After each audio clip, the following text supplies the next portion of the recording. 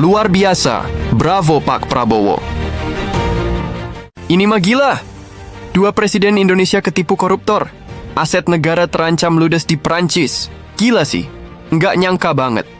Dua presiden RI sekaligus kena tipu mentah-mentah sama koruptor kelas kakap.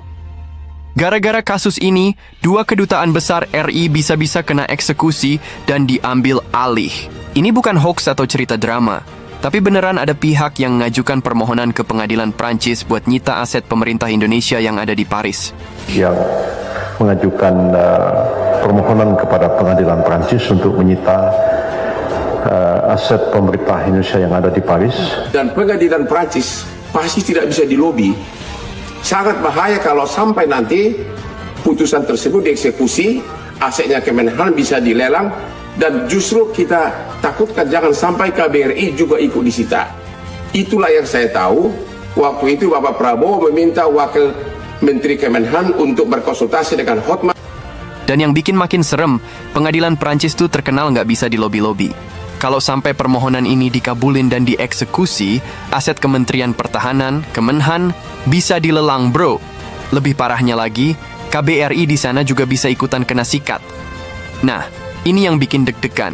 Soalnya, kalau KBRI sampai disita, dampaknya bisa luas banget, terutama buat hubungan diplomatik Indonesia di Eropa.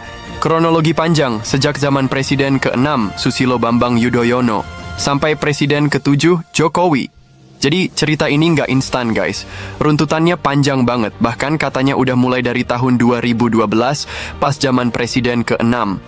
Nah makin panas di tahun 2014, sampai akhirnya kasus ini bikin heboh karena ada oknum perwira tinggi yang ikut terseret.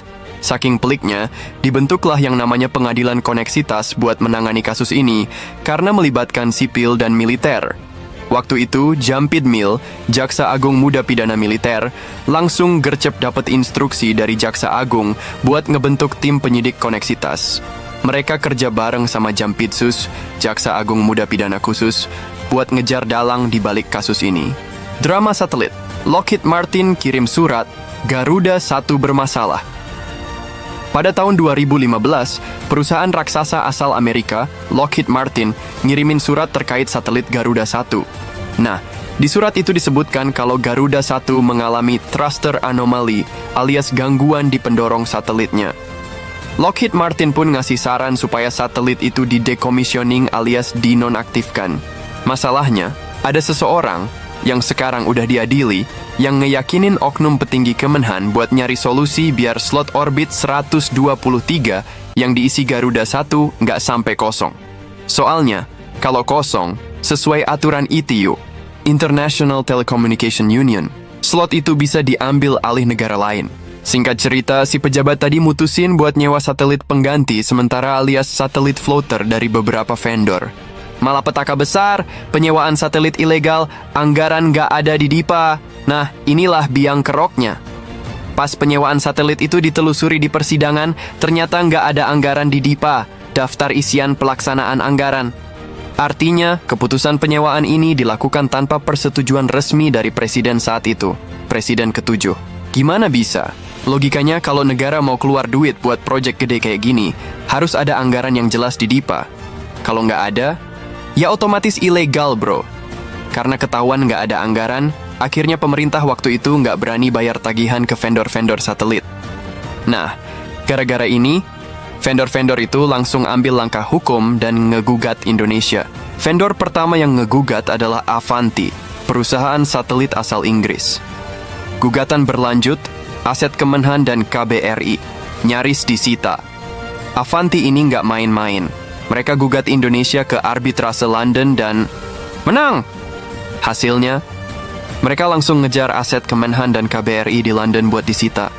Akhirnya, pemerintah RI terpaksa bayar Avanti biar asetnya nggak kena lelang. Tapi cerita nggak berhenti di situ guys. Sekarang ada lagi gugatan di pengadilan Prancis yang bisa bikin aset pemerintah di Paris kena sikat. Kalau pengadilan Prancis kasih lampu hijau, bisa gawat banget. Bayangin kalau KBRI sampai disita, itu bakal jadi tamparan keras buat diplomasi Indonesia di mata dunia. Solusi darurat. Prabowo minta bantuan pengacara top. Melihat situasi yang makin genting, Menteri Pertahanan Prabowo Subianto langsung ambil tindakan. Beliau minta wakil Menteri Kemenhan buat konsultasi sama pengacara kondang Hotman Paris.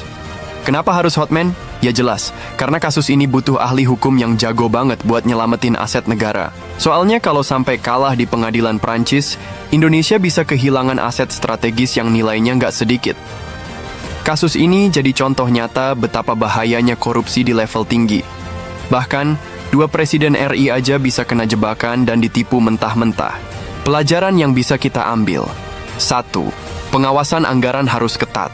Semua proyek yang menyangkut aset negara harus punya anggaran yang jelas di DIPA. Jangan sampai ada pengeluaran ilegal yang bisa berujung bencana hukum.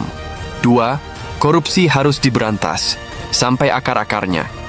Jangan kasih ampun buat oknum-oknum yang suka main proyek fiktif demi kepentingan pribadi. 3. Diplomasi hukum internasional harus dikuatkan.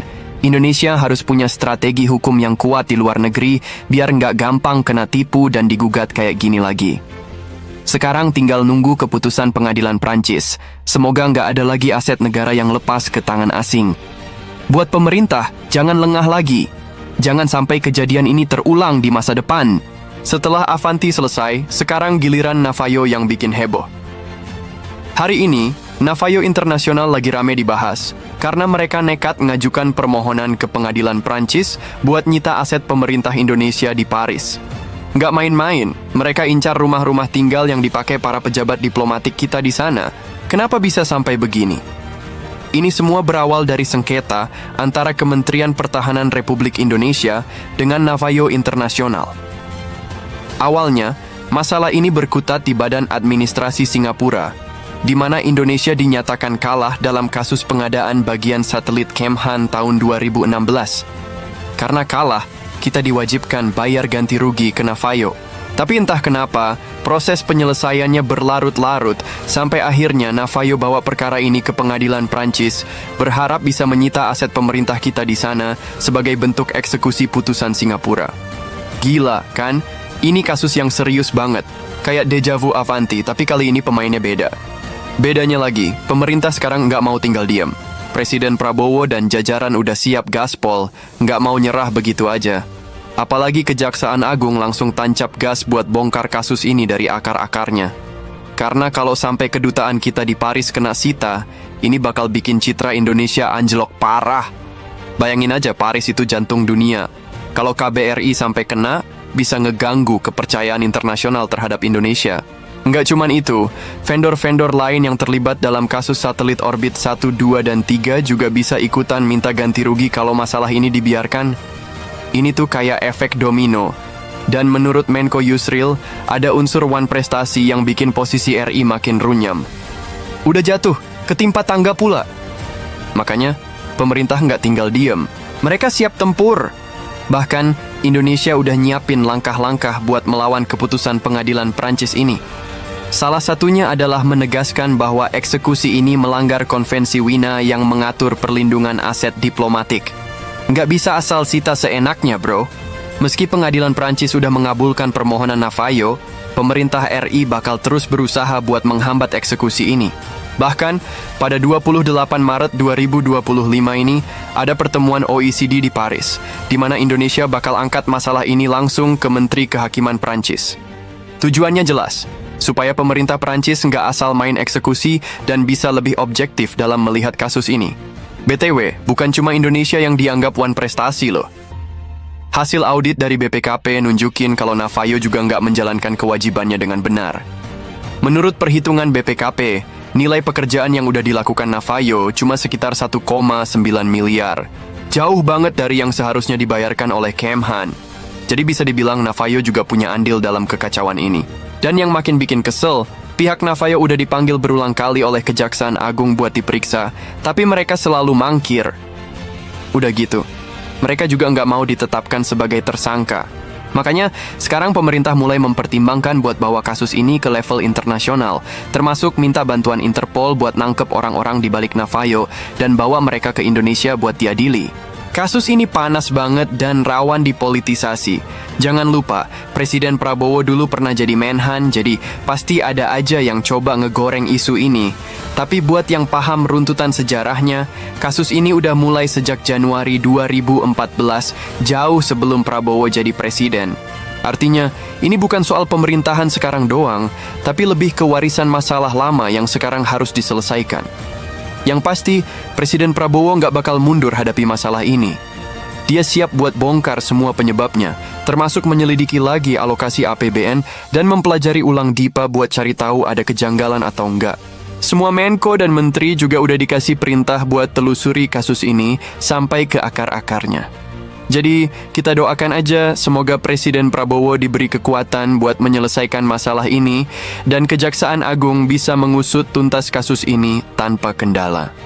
Segitu dulu guys, jangan lupa share biar makin banyak yang tahu soal kasus heboh ini. Semoga Indonesia bisa segera beresin masalah ini tanpa kehilangan aset strategis.